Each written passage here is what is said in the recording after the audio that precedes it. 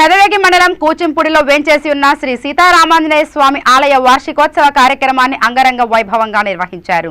ఈ సందర్భంగా ఆలయ అర్చకులు శ్రీనివాసాచార్యులు మాట్లాడుతూ ఆలయ 2వ వార్షికోత్సవం సందర్భంగా గురువారం 14 కలశాలతో స్వామి అమ్మవారికి విశేష అభిషేకాలను నిర్వహించినట్లు చెప్పారు. అలాగే హోమ క్రతువును అత్యంత భక్తి శ్రద్ధలతో నిర్వహించినట్లు ఆయన వెల్లడించారు. ఈ పూజా కార్యక్రమంలో గ్రామానికి చెందిన దంపతులు గ్రామస్తులు అధిక సంఖ్యలో పాల్గొని దేవతామూర్తులను దర్శించి తీర్థ ప్రసాదాలను స్వీకరించారు.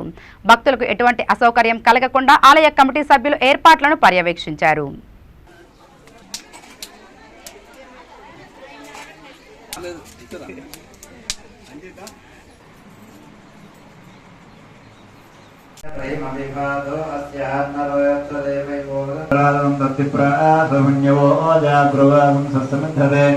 विष्णोर्यत्परमं पदं ब्रह्मणन्द्रस्वनेदेवायान्तको देवावन्तनतो विष्णुनिक्रमे त्रेधानुदेवदं समो नमस्ते भागं सुरेतेणि पदाविक्रमे विष्णुर्गोपाधाभ्यः स्वधर्माणि धारयन् विष्णुः कर्म పెదవేగి మండలం కూచింపూడి గ్రామం మాది.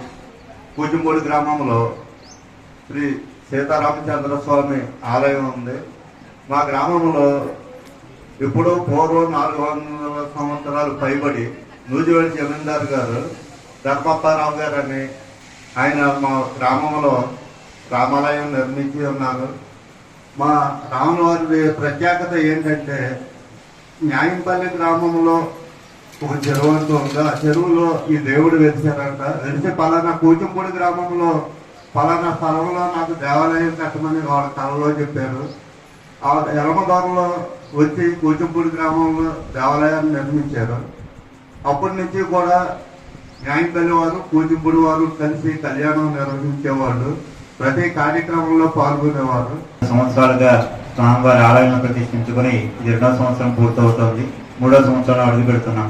దాని సందర్భంగా గ్రామ ప్రజలు భక్తులు కమిటీ సభ్యులు అందరి సహాయ సహకారంతో ఈరోజు స్వామివారికి విశేషంగా 14 కలశాలతో అభిషేకం నిర్వహించుకొని తదనంతరం రామతారక మంత్రాన్ని హోమ కార్యక్రమం నిర్వహించుకొని పూర్ణావతి కార్యక్రమం నిర్వహించుకొని శ్రద్ధాభక్తులతో ఈ కార్యక్రమం నిర్వహించాలి. కాబట్టి అందరూ కూడా సీతారామచంద్ర స్వామి వారి సంపూర్ణటువంటి అనుగ్రహానికి పాత్రవుతారని, అలాగే మనలో మనసులో ఉన్న కోరికలన్నీ కూడా నెరవేరి స్వామివారి యొక్క సంపూర్ణ అనుగ్రహానికి పాత్రవుతారని కోరుతూ సర్వే జనా సుఖినో భవంతు సమస్త సన్మంగళాన్ని